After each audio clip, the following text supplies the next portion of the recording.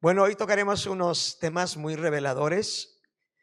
Si puedes tomar nota, yo te pediría que lo hicieras, ¿vale? Sobre todo de las cosas más importantes que estaremos hablando. Se va a grabar también la conferencia y de lo que no tomes nota, pues lo puedes una vez más ver el vídeo y puedes hacerlo, ¿vale?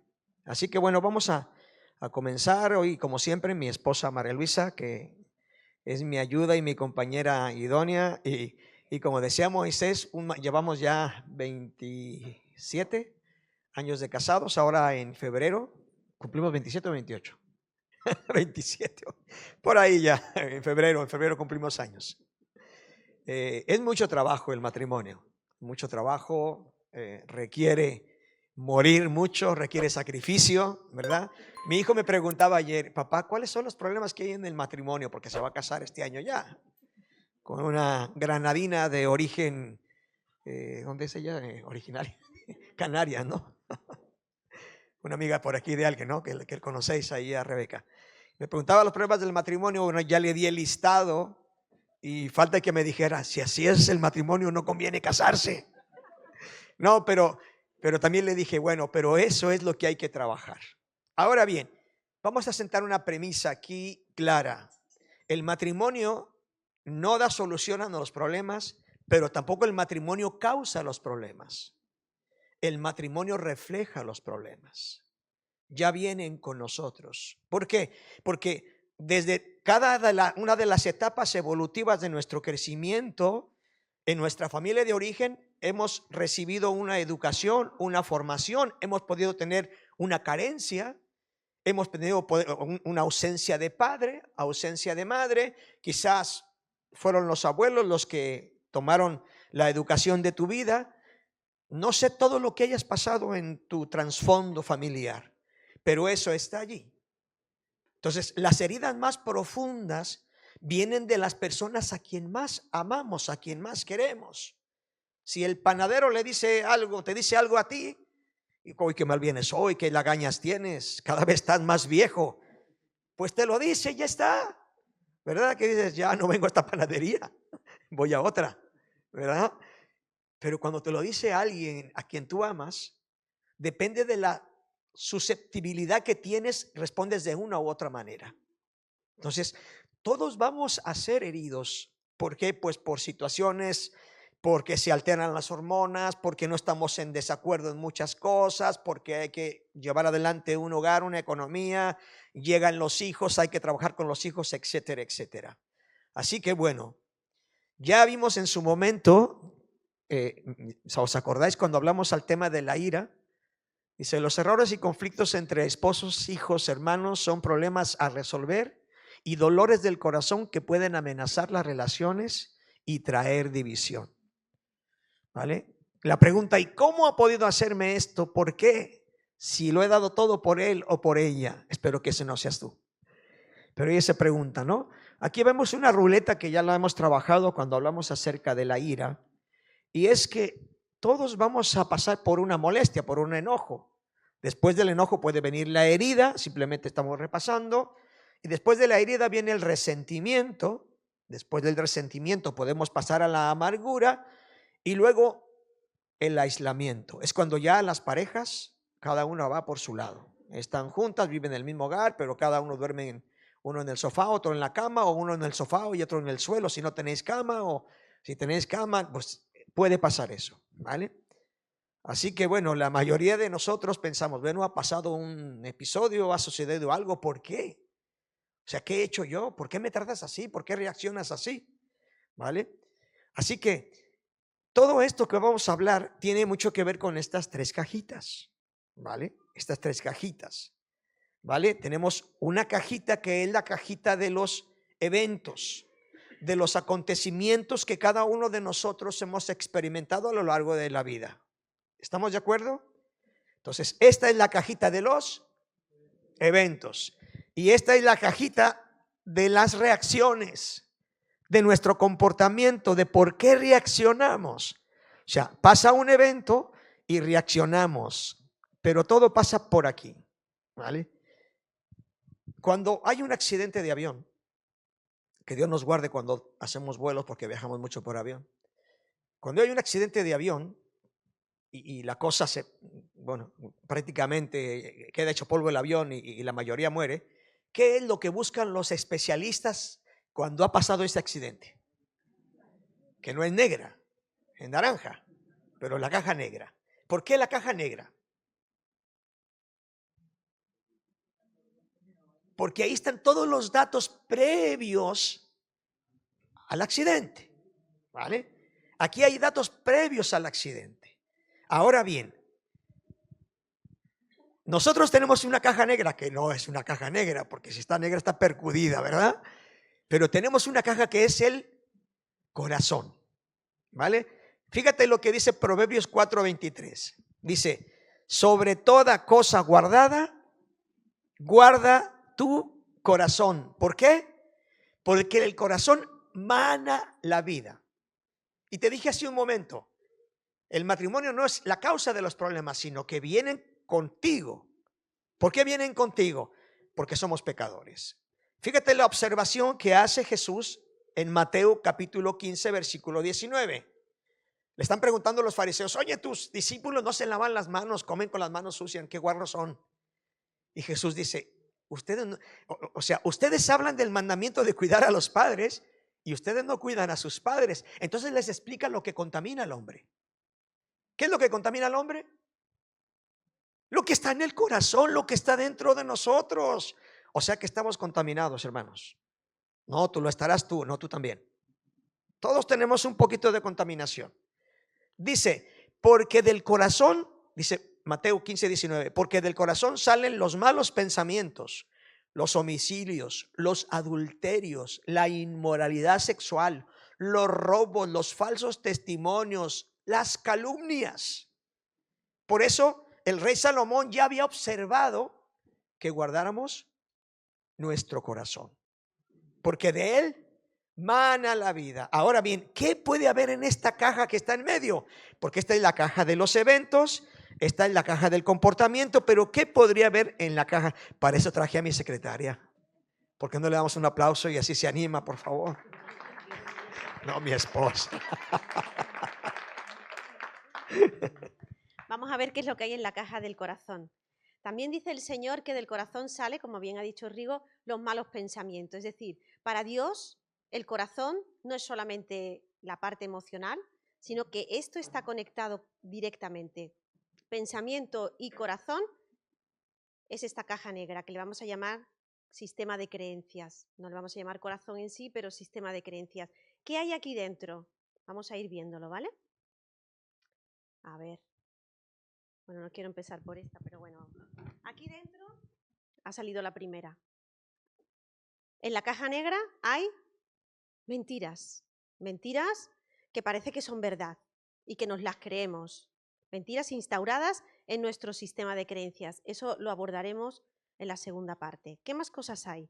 Dice que del corazón salen los pensamientos. Entonces aquí en nuestra caja también hay pensamientos. Unos mejores, otros peores, algunos pasan y los dejamos que se vayan. Y dice, mejor no pensarlo, mejor dejarlos ir, y otros pues permanecen. ¿Vale? ¿Qué más hay?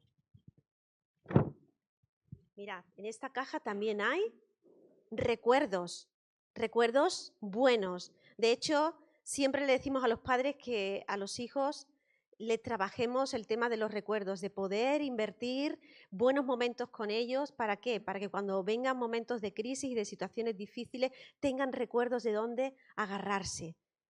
¿Vale? Bueno, estoy pasándolo mal, pero me acuerdo cuando mi padre me llevaba o íbamos en bicicleta y pasábamos tiempo juntos, ¿no? Y eso le ayuda en una situación de crisis. Recuerdos. No nos podemos entretener mucho. También hay creencias, ¿vale? Tenemos creencias. ¿Creencias de dónde? ¿De dónde vienen las creencias? Mira, yo soy andaluza. Yo tengo creencias andaluzas. Rigo es mexicano, pues tendrá creencias mexicanas. Algunas serán iguales, pero otras no. Pero traemos creencias de nuestra cultura. Traemos creencias de nuestros abuelos, de nuestras abuelas. Por ejemplo, una creencia, piensa mal y acertarás. Eso me decía mi abuela. Entonces, eso se instauró en mi caja negra. Y entonces, si a una persona se le instaura una creencia, piensa mal y acertarás, ¿cómo va a comportarse? Porque recuerda, esta creencia no se queda ahí. Esta creencia genera un comportamiento, ¿vale? La caja negra esta está viva y entonces genera comportamientos. ¿Cómo me voy a comportar yo cuando me dan a conocer a personas? Desconfiada. Voy a ser desconfiada totalmente. No me voy a fiar de nadie. ¿Por qué? Por una creencia, algo tan sencillo y tan simple que me dijo mi abuela, pero que yo lo he guardado en mi corazón. ¿Vale? Otra creencia, por ejemplo, creencias que están relacionadas, bueno, a mí a veces me ha pasado, porque aquí en Andalucía la superstición ha sido siempre y ha estado presente. Y tú dices, pero tú eres cristiana, ¿qué superstición? No, yo soy cristiana, yo amo al Señor y todo, ¿no? Pero a veces he ido por la calle y he visto, por ejemplo, que están pintando una fachada y hay una escalera. Uy, por debajo de la escalera no voy a pasar. Que eso es mala suerte. Eso es una creencia, ¿vale? Ya las desafío, digo, yo paso, ¿no? ¿Vale? Pero es una creencia basada en una superstición, un gato negro, cosas así, ¿no?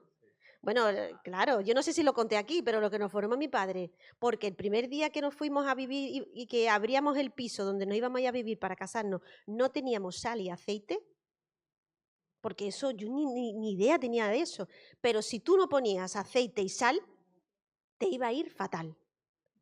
Mira, la pelea que tuvimos con él, yo en mi inmadurez, vaya, al final acabó metiendo la sal y el aceite, había que meterlo. Eso es, después lo usamos, sí, eso es una creencia, ¿vale? Que está ahí y que a veces interrumpe o atora nuestras vidas y nuestro matrimonio, ¿vale? Todos los hombres son iguales, es una creencia, ¿vale? Las mujeres conducen fatal, esa es otra creencia, que no es cierto, ¿eh? Bueno. Os voy a poner a prueba, ¿vale? Os voy a poner a prueba. A partir de hoy me vais a llamar Santa Luisa y Santa Rosa.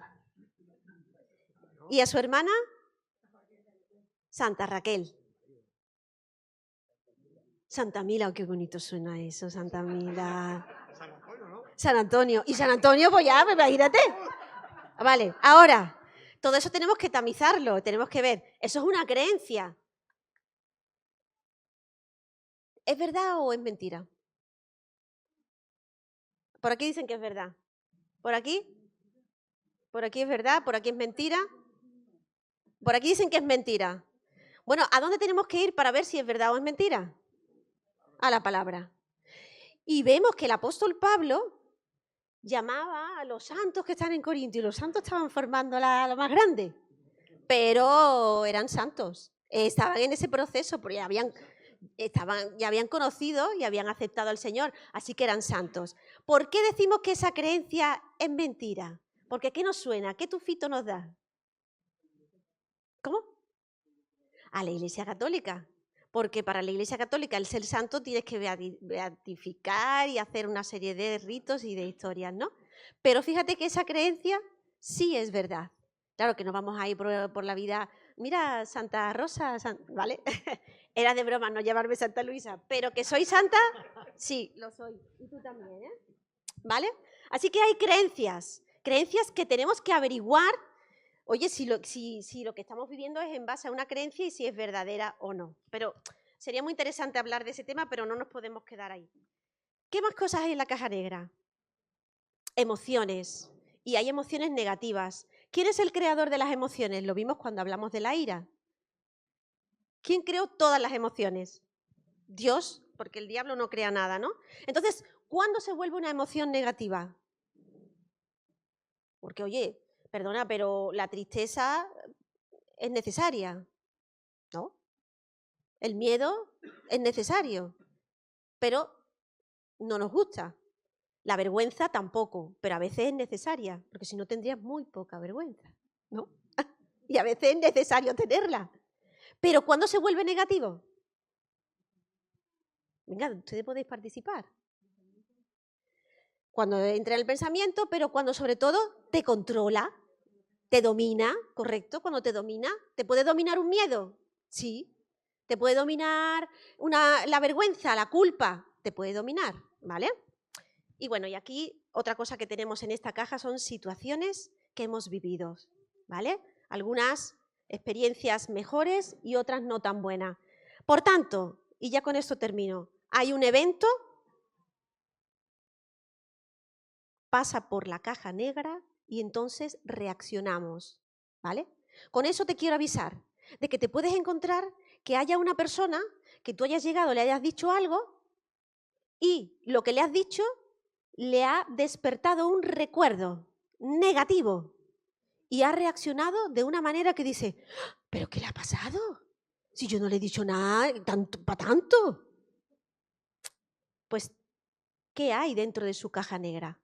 Aquí está toda la información. Algo ha pasado, algo le has dicho con una muy buena intención, pero que aquí había algo que estaba ahí latente y que está y que permanece, una emoción que no muere, y entonces ha habido una sobrereacción, ¿vale? Con esta explicación entramos ahora a abordar lo que Rigo va a decir de las emociones negativas. Bueno, voy a hacer algo entre sí. Nos vamos a quedar solamente hoy, solamente podremos abordar esta parte, ¿vale? Ahora bien, estas creencias pueden meternos en una zona de confort, ¿vale? Esas emociones negativas que hemos identificado, que son las que vamos a trabajar hoy, nos pueden meter lo que es en una zona de confort, una zona que está aquí. Hay un episodio bíblico que todos conocemos. ¿Os acordáis cuando fueron estos espías a explorar la tierra que Dios les había prometido? ¿Cuántos regresaron con un reporte negativo? 10. ¿Cuántos iban? Y solamente 2 regresaron con buenos reportes. ¿Qué querían hacer cuando esos 2 dieron el buen reporte? El resto los quería apedrear. Porque la percepción que tenían de los enemigos que veían, decían que eran gigantes y ellos se percibían como langostas.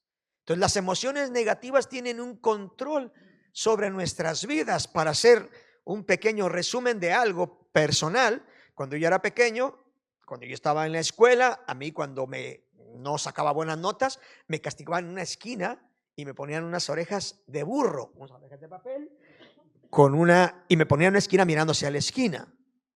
Lo que mi profesor no sabía es que en mi casa, yo vengo de una familia disfuncional, un padre alcohólico, maltrato, violencia de género, así que todos esos temores había falta de concentración para los estudios, pero me castigaban en la escuela, se burlaban de mí y eso quedó impregnado, ¿dónde? En mi corazón, en mi sistema de creencias, porque los recuerdos no mueren.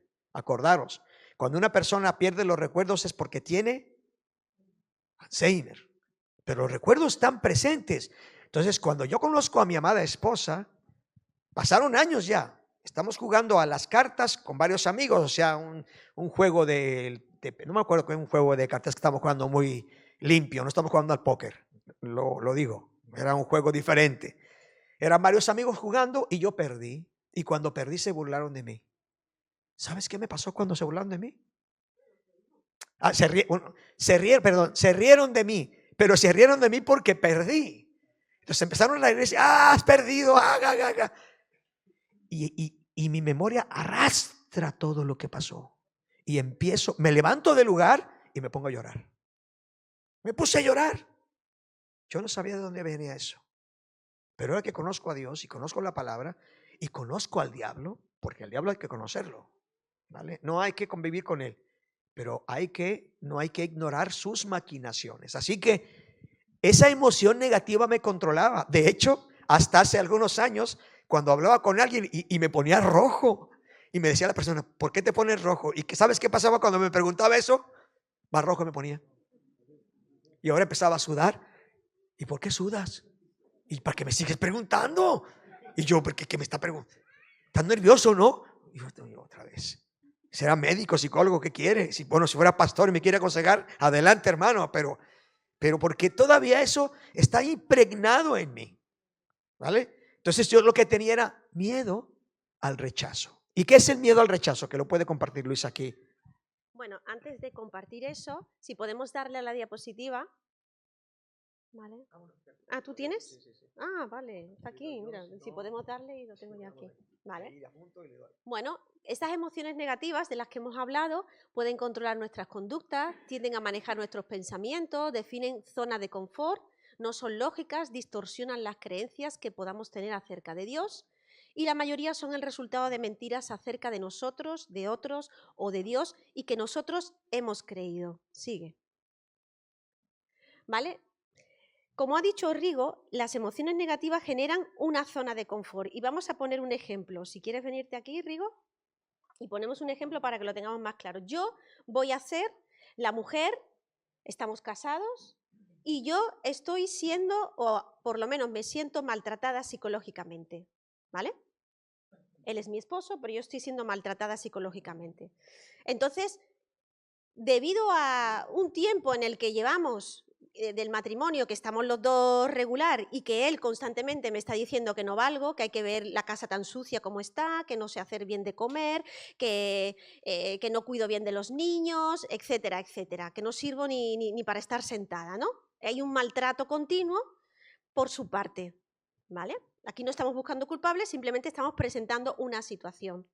Entonces, ante esas heridas que él me está haciendo, queriendo o sin querer, está generando en mí, en mi corazón, en mi caja negra, ¿qué está generando? Emociones. Y muy positivas no creo que sean, ¿a que no? Emociones negativas.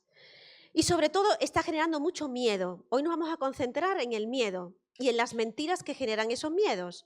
Así que, como consecuencia de esos miedos, mi corazón y mi persona se ha metido en una zona de confort que han generado esos miedos, esas emociones generan esta zona.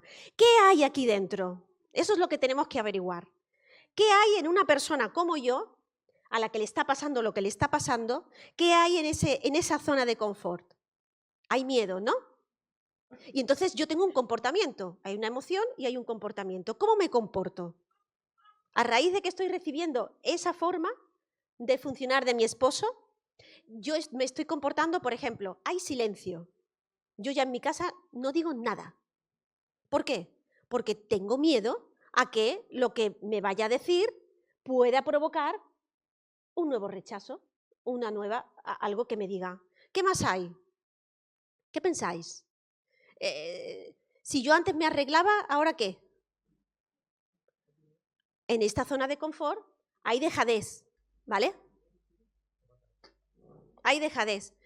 Antes me pintaba los labios, mira que bien los tengo pintaditos, y ahora ya no me los pinto, ni me arreglo, ni me echo cuenta. ¿Por qué? Porque no tengo ganas. ¿Qué más cosas puede haber? Hay tristeza, ¿vale? Y esa tristeza se expresa a lo mejor a veces en momentos de quebranto. Me puedo refugiar más en los hijos, ahora me dedico a ser madre, porque claro, mi esposo no quiere nada conmigo, ni yo ya, esto lo que hace es que me está alejando de él, ¿vale? Las emociones negativas nos van a alejar de las personas, ¿ok? Entonces me alejo más de él y me acerco a aquellos que me dan un poquito más de calor, mis hijos. Y entonces me dedico a ser madre y me concentro solo y exclusivamente en ellos. ¿Qué más puede haber? ¿Qué más se os ocurre? Hay rabia, claro, sí, todo eso está ahí y estamos aquí dentro. Hay rabia, hay momentos de rabia y a lo mejor lo pagas o a lo mejor lo pagas con otra persona, incluso con los hijos o con el perro. ¿Vale? Todas esas cosas pueden haber. Ahora, vamos a acercarnos a él porque él también ha generado una zona de confort. Es decir, él hace lo que hace como consecuencia de vivencias que él tiene y un miedo que él tiene que después lo vamos a averiguar.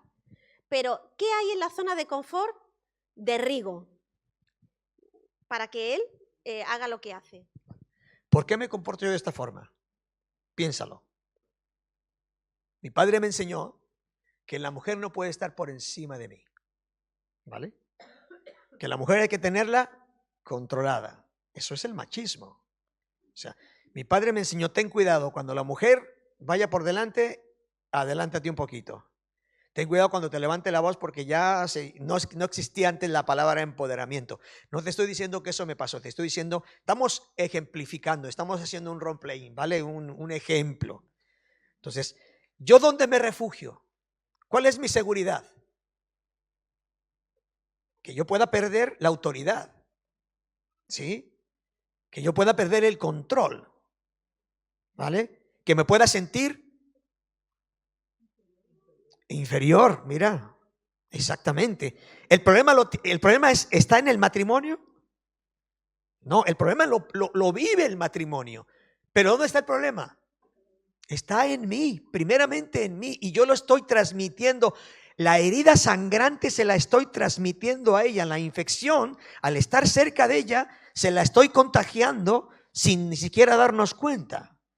Pero en la iglesia yo llego, levanto las manos, te saludo con cariño y me preguntas cómo te va. Muy bien. ¿Qué hiciste este fin de semana? Me comí unos taquitos mexicanos riquísimos y te digo lo mejor de mí. Pero en mi casa soy un maltratador.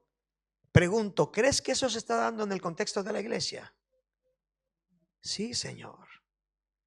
Porque las emociones negativas no se sujetan a la verdad bíblica. No se sujetan. Entonces hay un miedo también. Entonces los dos nos refugiamos en una zona de confort basada en el miedo. Miedo a ser expuesto. Mucha de la gente no es transformada porque no abre su corazón. Y no abre su corazón porque tiene miedo ¿a qué? A ser vulnerable. Pero este es un lugar para que tú y yo abramos nuestro corazón. Y ser vulnerables nos libera. Entonces hay más miedos que podemos identificar. A lo mejor se ha refugiado en el trabajo y pasa más tiempo en el trabajo que en casa. Esa es otra forma de comportarse en esta zona, ¿vale? No vamos a ser los únicos que estamos en esa zona de confort. En la palabra de Dios también vemos que hay zonas de confort que han generado los miedos, porque los miedos no saben generar otra cosa sino estas zonas. ¿Y qué es lo contrario al miedo? La fe. ¿Y qué te dice Dios? Tienes que salir de aquí. Te has acomodado, no te has dado cuenta, pero tienes que salir. ¿Vale? Vamos a analizar a continuación los diferentes miedos por los que atravesamos, pues, la mayoría de los que estamos aquí, ¿vale?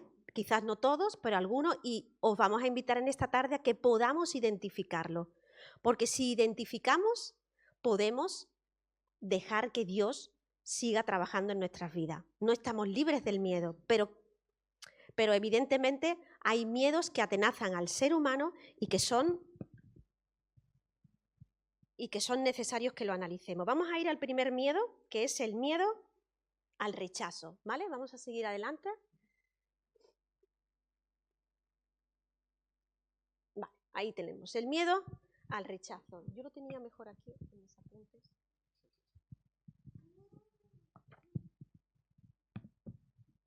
Cuando decimos miedo al rechazo, ¿qué se te viene a la mente? Venga, podéis vosotros también decir algo. Miedo al rechazo, ¿qué se os viene a la mente? Porque el rechazo es la profunda herida del espíritu humano. Es decir, es la enfermedad número 1 en todo el mundo. Por ejemplo, un bebé rechazado en el vientre de su madre, no ser amado o no tener amor expresado, y digo amor expresado. No, pero si yo lo quiero, pero si yo la quiero, pero hay amor expresado, no ser afirmado, matrimonios rotos, ahí ha habido rechazo, el autorrechazo, especialmente, a veces eso nos puede ocurrir principalmente a las mujeres con respecto a nuestra apariencia. Cuando ha habido episodios de rechazo en la familia de origen, se produce alejamiento del cónyuge por miedo a ser rechazado nuevamente, a exponerse, a ser dañado, herido, miedo a acompañar al otro, por temor a ser expuesto en público. Si el rechazo ha sido excesivo y continuo, el patrón de comportamiento y de ira que se genera en el cónyuge es muy grande. Por ejemplo, casi todos los exnovios, novias, exesposos o exesposas que han matado a sus parejas lo han hecho como consecuencia de este miedo, miedo al rechazo. Aquí podemos poner el ejemplo de Jerry y Penny, por poner nombres que quizás no estén aquí, ¿no? Comenzaron a salir juntos cuando tenían 17 años y un día decidieron casarse y ella dijo, bueno, yo sé el carácter fuerte que tiene esta persona, pero bueno, yo lo voy a cambiar. Yo me he propuesto que lo puedo cambiar. ¿Cómo afecta esta afirmación en este matrimonio? Ella no va a aceptar comportamientos y palabras de él y formas de él, porque ella se ha propuesto cambiarlo. En el momento que él se salga del plato y manifieste un comportamiento que no es aceptable, ¿ella qué va a hacer? Lo va a rechazar, ¿vale? Va a infravalorar a su esposo porque no le gusta cómo es, porque tiene arranques de ira o por lo que sea. Así que esto produce verdaderos sentimientos de tristeza dentro de un matrimonio. Dice Proverbios 18:14, que el ánimo del hombre soportará su enfermedad. Mas ¿quién soportará el ánimo angustiado, el espíritu angustiado? ¿Quién lo soportará? Es decir, es más duro soportar un espíritu angustiado que una enfermedad. Así que las heridas en el espíritu son muy difíciles. La gente, y quiero que te quedes con esto en esta tarde, no rechaza personas. ¿Qué rechaza la gente? La gente rechaza ideas, rechaza opiniones, actitudes, pero no rechaza personas, ¿vale? Así que si alguna vez te has sentido rechazado o rechazada, es por alguna idea, por alguna actitud que has podido tener, pero no por ti mismo. ¿Cómo lo vemos esto en la palabra? Y pasamos ahora con Rigo a otro miedo, porque podríamos estar mucho tiempo hablando de esto. Nos vamos a Gálatas. El apóstol Pedro, uno de los miedos que expresa y experimenta en la palabra de Dios y se ve más claramente, es el miedo al rechazo. De hecho, cuando una persona tiene miedo al rechazo, fíjate qué incongruentes son esos miedos, porque estás aquí dentro, en esta zona de confort, que tienes miedo al rechazo y lo que haces es rechazar. De lo que temes, eso haces, porque son tan irracionales que hacen todo lo contrario. El apóstol Pedro así le pasó. Habría sido rechazado, habría vivido esto y llegó a rechazar al Señor, ¿no? Dice que lo negó. Eso es un rechazo, es un tipo de rechazo, ¿vale? Y él cargó con todo esto, él sabía que Jesús ya lo había perdonado. Pero si vamos a Gálatas 2, del 11 al 13, el apóstol Pablo revela la necesidad de aceptación que tenía Pedro. Porque lo contrario al rechazo, ¿qué es? La aceptación. Entonces, si yo tengo miedo al rechazo, lo que necesito es una inyección de aceptación. ¿Para qué te digo esto? Pues por si estás experimentando algún tipo de rechazo o identificas que este miedo está muy fuerte en ti porque ha habido episodios anteriores, has vivido bullying, has vivido lo que sea que hayas vivido y ahora estás en tu matrimonio, quizás tu esposo o tu esposa tengan que saber que lo que necesitas es inyecciones de aceptación. ¿Para qué? Para combatir ese miedo. ¿Ok? Fíjate lo que le dice en Gálatas 2, del 11 al 13. Cuando Pedro fue a Antioquía, le eché en cara su comportamiento condenable, porque Pablo no se callaba. ¿Cuál era ese comportamiento condenable? Antes de que llegaran algunos de parte de Jacobo, Pedro solía comer con los gentiles. ¿Qué hacía? Comía con los gentiles, había sido enviado a los gentiles. Y estaba allí nada más de contento. Pero cuando aquellos llegaron, ¿quiénes llegaron? Unos amigos que venían de Jerusalén, que eran judíos. ¿Comenzó a qué? A retraerse, a separarse de los gentiles por temor. Aquí está la palabra, temor. ¿Qué temor? Al rechazo. Temor a los partidarios de la circuncisión. Entonces los demás judíos se unieron a Pedro en su hipocresía y hasta el mismo Bernabé se dejó arrastrar por esa conducta hipócrita. Una conducta hipócrita que le recriminó Pablo. Le dijo, ¿qué estás haciendo, hombre? ¿Cómo te comportas de esa manera? Los comportamientos que muchas veces tenemos y que no están bien, están siempre detrás de eso, hay algún tipo de temor. ¿Vale? Miedo al rechazo. La aceptación es el antídoto. Siguiente. Aquí hay otro miedo que vamos a identificar con un personaje, que lo vamos a leer. Eso está en Tercera de Juan, capítulo 1, versículo 9 y al 10. Y ustedes van a saber qué tipo de miedo controlaba a este personaje. El personaje se llama Diótrefes. Dice ahí en tercera de Juan 1, 9, 10, dice, hablando el apóstol Pablo, dice, yo he escrito, Juan, hablando Juan, Pablo no, Juan, estamos con Juan. Yo he escrito a la iglesia de Diótrefes, al cual le gusta tener el primer lugar entre ellos y nos recibe. Por esta causa, si yo fuere, recordaré las obras que hace parloteando con palabras malignas contra nosotros. Y no contento con estas cosas, no recibe a los hermanos, y a los que quieren recibirlos, se los prohíbe y los expulsa de la iglesia. Estamos hablando aquí de un líder espiritual, de un maestro, de un pastor, vamos a hablarlo de esta manera. ¿Cuál es el miedo que tiene ahí él? Piénsalo. ¿Qué emoción negativa le controla? El miedo a perder el control. Quiere controlar. ¿A quién quiere controlar? A los hermanos. Querían que los hermanos no recibieran a la gente que habían recomendada por Juan. O sea, había gente recomendada, buenos maestros de boca a boca que decían, oye, recibe los que son gente que tiene una sana doctrina. No tengan miedo. Pero quería controlarlo todo. Porque los que son controladores es porque tienen miedo a perder el control. No quieren ser vulnerables. Esto, querida iglesia, en el pasado ha hecho mucho daño a nuestros hermanos en años anteriores. Porque ha habido un control. ¿De quiénes son las ovejas? De Dios. Los pastores, ¿cuál es nuestra responsabilidad? Llevarles a lugares de delicados pastos pastoreales, proveerles el alimento espiritual, orar por ustedes, cuidarlos, protegerles, para que ustedes puedan imitar nuestra fe. Pero los miedos, como te dije, no se sujetan a la realidad de la palabra, así que este personaje tenía miedo, ¿vale? Esto le pasaba igual a otro personaje, otro llamado Chris. Chris siempre quería controlar a su familia, quería controlar dónde iban, qué hacían, por qué se quedaban tan tarde en la iglesia, son los primeros que llegan, los últimos que se van, cómo que se van a quedar a comer otra vez allí, siempre hacen lo mismo. Entonces estaba controlando a todo, ¿no? O sea, a su esposa. Si su esposa había hecho algún comentario, decía, ¿y para qué andas de mitotera? O si le decía el pastor, mira, veo que tienes cualidades para ser maestra de escuela dominical. Y le decía a Cris, pues no vas a hacer escuela dominical, porque aquí te tienes que sujetar a mí. La Biblia dice, mujeres, someteos a vuestros maridos. Y usaba la Biblia. Le dice aquí, así que te arrepientes y a lo mejor no vas ni a la iglesia el próximo domingo. No, también puede haberla. Vale, también puede haberlas. O sea, aquí no todos son los hombres, pobrecitos también. También hay mujeres que se las traen, ¿verdad? Porque, y suegra ya ni te digo. Pero bueno, lo que quiero que veas es por qué me comporto como que me comporto.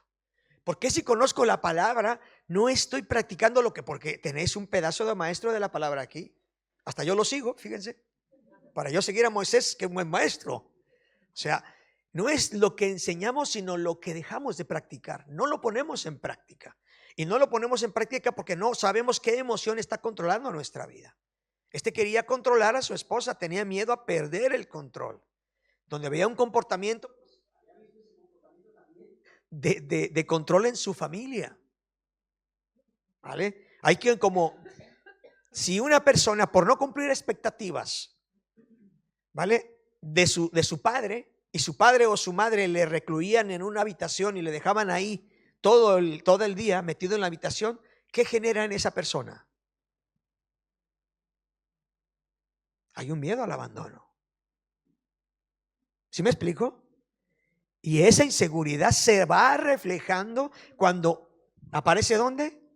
En la abundancia del corazón, en el sistema de creencias que tenemos aquí. Y todo eso está en la palabra de Dios. Así que hay otro miedo, y es el miedo que acabo de mencionar hace un momentito, el miedo de la soledad y el miedo al abandono. Esto ya es, este personaje llamado Andy, pues el pobre se quedó en paro. Se queda en paro y bueno, Se vuelve un poco pasivo, no ayuda apenas en casa, no está proveyendo dinero, no colabora con los hijos. Entonces está teniendo un problema familiar. No sabe cómo gestionar la situación porque se siente impotente, pero su esposa decide dejarle de hablar. ¿Eso te suena? No le deja de hablar un día, ni dos, ni tres. Un buen rato le deja de hablar. Cariño, ¿estás bien? ¿He hecho algo malo? Tú sabrás. Cariño, no tengo trabajo. No lo buscas. ¿Has echado currículum? Sí, como un loco. Sí, pero no tocas ni una puerta. Mira, hay trabajo en el bar. Es que no me gusta trabajar en el bar. Eres un flojo. Entonces, ¿cómo le castigaba a ella? Pues lo ignoraba. Le dejaba de hablar. Hoy duermes en el sofá. ¿Cómo que duermo en el sofá? Sí, como ayer. O sea, ¿puede haber eso? No es que lo puede haber, es que lo hay. Entonces había un miedo allí. ¿Qué miedo había? Ese miedo de soledad y abandono. ¿Por qué? Porque exactamente hacían igual con este personaje, con esta Lucy, hacía lo mismo su mamá también. Hacía lo mismo con ella. Nosotros repetimos lo que hemos sido, por quien hemos sido instruidos, lo que nos han modelado. Si nuestros padres nos han modelado algo, nosotros lo vamos repitiendo. Hoy nosotros estamos cambiando nuestra manera de pensar. Por la palabra transformamos nuestra mente y cambiamos nuestro comportamiento. Si la palabra no nos transformara, no tendríamos la capacidad de perdonar, porque solamente el perdón viene de Dios, es sobrenatural. Yo no siento perdonar a mi mujer cuando se pone con ese carácter andaluz y me levanta la voz y le digo, ¿estás levantando la voz? No, es que así hablo. ¿Qué hubo? Finalmente es andaluza, ¿verdad? Pero el Señor me dice, estoy llamado a perdonarte, ¿verdad? Ayer discutimos un poquito y mi hija estaba en la cocina y salió. Y estamos discutiendo del tema, estábamos tocando el tema y tal, porque cuando tocamos estos temas siempre van apareciendo cositas que todavía están ahí, ¿no? Y luego estamos hablando ella y yo, y no, pero es que esto no ha sido, la respuesta no ha estado bien, hombre, que tienes que controlar esa respuesta y tal. Y aparece mi hija y dice, vais a dar una charla en Cádiz, y ustedes son orientadores y dan consejería, así que tenéis que hablaros bien. Y nos quedamos viendo como diciendo, eso es la escuela que están recibiendo nuestros hijos. Dice, pero a las mujeres el enfado se le pasa más tarde, ¿no? Digo, sí. O sea, la última vez escuchó la charla y se le quedó como diciendo, a las mujeres se le pasa el enfado más tarde. Su sistema de creencias está siendo ya programado, está siendo formado. Fijaros qué interesante. Otro miedo a no dar la talla. Eso sobre todo, miren hermanos, a los varones les hablo hoy. No podemos ser pasivos, tenemos que ser proactivos, hermanos. La mujer tiene una parte importante en la sociedad, pero el hombre tiene un llamado importante de parte de Dios. Tenemos que guiar espiritualmente nuestro hogar. Cortar un poquito Netflix, cortar un poquito las series y dedicarse más a un tiempo de oración. Y si practicáis el ayuno, mucho mejor. Una meditación de la palabra. De verdad, eso enriquece la relación. Y esa responsabilidad del hombre, porque muchos de estos hombres que menciona la Biblia, su mayor miedo era no dar la talla. Tenemos, por ejemplo, aquí a Barak. No sé si aparece por ahí, bueno, puedes irle dando tú, al de en medio. O al de arriba. No, arriba. Bueno, está un personaje llamado Barak, ¿os acordáis de esa historia? Iba a ir a la guerra, pero ¿quién le animó a ir?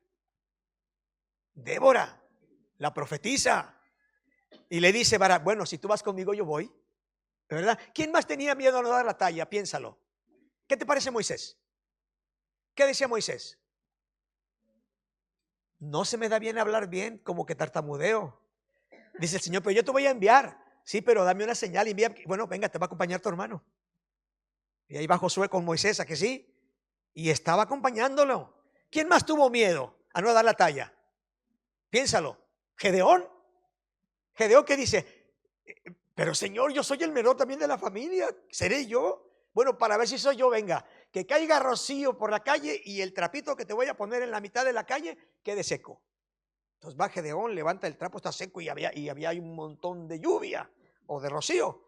Dice, no, no me basta con esto, Señor. Ahora, que el trapo esté mojado y todo lo demás seco. Y el trapo estaba mojado porque tenía miedo a no dar la talla. Pablo, también Pedro. Pero Pablo tenía también temor. Fíjate que Pablo, tremendo, discípulo en el sentido de que fue un discípulo añadido, ¿no? Pero Pablo tenía el temor porque le arrastraba en su mente todo lo que había hecho. ¿Qué arrastraba Pablo en su sistema de creencias? Piénsalo. ¿Qué arrastraba él? Correcto.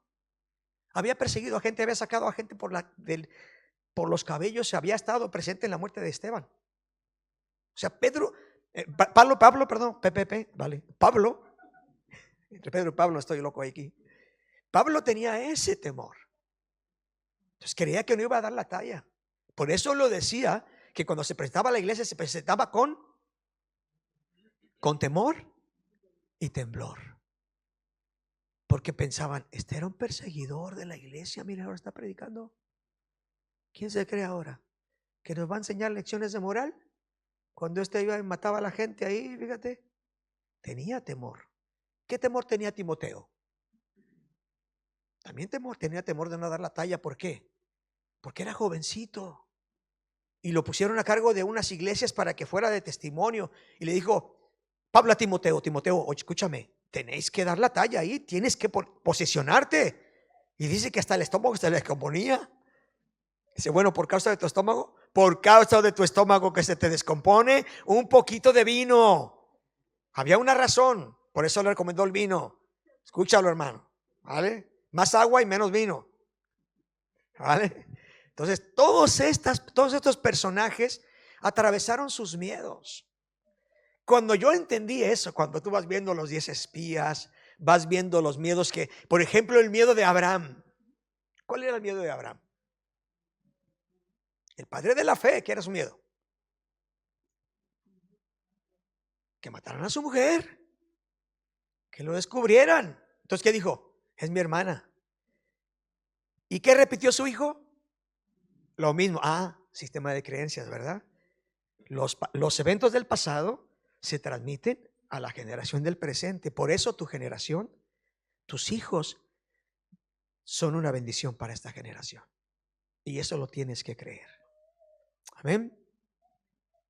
Vamos terminando y vamos con profundos sentimientos de vergüenza. También son otros miedos, o de culpa, de autocondenación, que pueden proceder a lo mejor pues, de críticas, de algún tipo de codependencia, de trastorno, de adicciones, trastornos de alimentación, del síndrome de culpar siempre a los demás, ¿vale? Miedo a no ser perfecto, ese es otro temor, que está muy relacionado con el de no dar la talla, pero aquí podríamos entrar en el perfeccionismo, ¿no? El pecado perfecto, por decirlo de alguna manera, ¿no?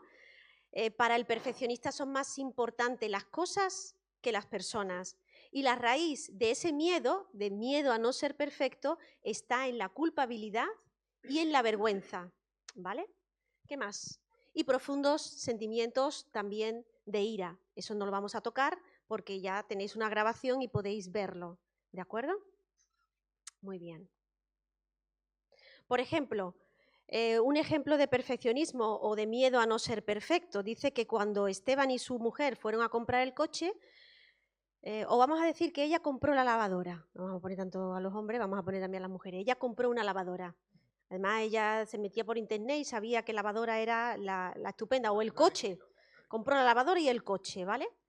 La cosa es que ya lo compra y resulta que al año de haber comprado ese coche le sale mal. Y entonces se vuelve a meter por internet y ve que los coches de ese año, los modelos, tenían un defecto y que acababa de salirle ese defecto del coche. ¿Cómo reaccionó ella? ¿Cómo reaccionó? Se encendió en ira, se enfadó muchísimo, porque cuando tienes miedo a no ser perfecto y eres demasiado perfeccionista, la pregunta que te haces o la expresión que utilizas, yo tendría que haberlo sabido. ¿Tú te has puesto a pensar en eso? Es que yo tendría que haberlo sabido, pero ¿cómo lo vas a saber? Si eso lo acaban de poner en internet, tú has comprado el coche, yo tendría que saber esto, tendría que saber. Tendrías que saber, tendrías que ser omnisciente. Tendrías que ser Dios. Y ese es el pecado del perfeccionista, que no se da cuenta que finalmente lo que quiere es ser como Dios. Las frases debería de haber sido, tengo que, pues hacen que culpen a los demás también por haber comprado. Ahora ya, cuando ve que ya no puede dar respuesta a esa pregunta o a esa expresión, inmediatamente la ira le lleva a señalar. O tú tendrías que haberlo sabido también. Y no hubiera comprado yo ese coche. Y entonces culpabiliza, ¿vale? Simplemente es tu culpa. Así que esos son los principales miedos. Miedo, hemos dicho en un principio, al rechazo, miedo a perder el control, miedo a la soledad, a no dar la talla, profundos sentimientos de culpa y vergüenza y miedo a no ser perfecto. Ahí, ese es el resumen donde entran todos los demás temores, ¿vale? A cada miedo le podemos poner una inyección y todas están en la palabra de Dios, ¿de acuerdo? Al miedo, al rechazo, hay que ponerle la inyección de la aceptación. Al miedo a perder el control, hay que meterle, pero chutes importantes de seguridad, porque una persona controladora es una persona insegura. Aparenta porque tiene una coraza de orgullo muy grande, pero lo que hay en su corazón es mucha inseguridad. Entonces hay que meterle seguridad. Una persona que tiene miedo al abandono o a la soledad tiene necesidad de relación estable. Miedo a no dar la talla. Bueno, por ejemplo, el miedo al abandono. Si es tu caso, por ejemplo, tú tienes miedo al abandono y te encuentras que tu esposo o tu esposa te dice, como sigas así me voy y te dejo. Que sepas que ya no te aguanto más y es que te voy a dejar. Y pones las maletas en la puerta. Y has hecho varios amagos de quererte ir. ¿Qué estás haciendo con el miedo de la otra persona? ¿Lo estás apagando o lo estás agrandando? Y ese no viene solo. Los miedos no vienen solos, van algunos en grupitos. Entonces, ese miedo al abandono le lleva a controlar más. A controlar muchísimo más. Entonces, él o ella deciden quedarse, pero ahora te voy a tener atadito en corto y te voy a controlar más. Porque no quiero que me abandones. El miedo a no dar la talla necesita inyección de afirmación. Afirmar mucho a la persona. Afirmarla. Los profundos sentimientos de culpa y de vergüenza necesitan identidad. Identidad en Cristo. En ser afirmados en nuestra identidad como hijos, como hijas de Dios, como amados de Dios. Y el miedo a no ser perfecto necesita de mucha estima. ¿Vale? Son diferentes inyecciones y todas ellas las encontramos en el Señor, en la palabra. Vamos a concluir esta primera parte haciendo una reflexión del inicio del tiempo en el que Dios diseña el matrimonio. Todo lo hizo perfecto Dios, pero dijo que algo hacía falta, ¿no? Algo me falta, dice. No es bueno que el hombre esté solo. Entonces, mira si vienes con tu esposa. Si no vienes con tu esposo, tranquilo, te miras a ti misma y pones ahí el móvil y te pones en modo vídeo para que te veas. Pero mira a tu esposa, a tu esposo por un momento. Míralo a los ojos, por favor. Mira esos ojos que tienes allí al lado.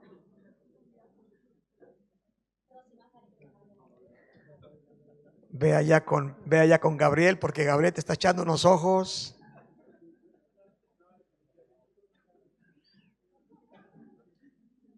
No dejes de mirar, ¿vale?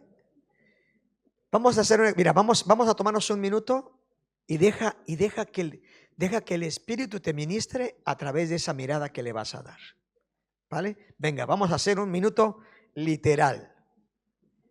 Espérate que pongo. ¿Tienes ahí para el contador ese, Gabriel? ¿Me puedes poner el contador? ¿Se podría? El minutero. Un minuto.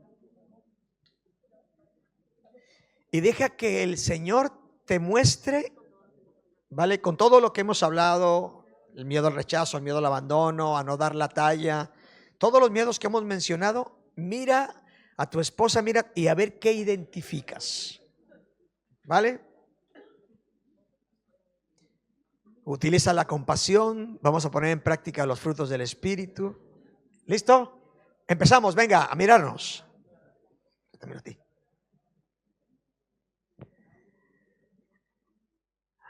No te veo sin gafas.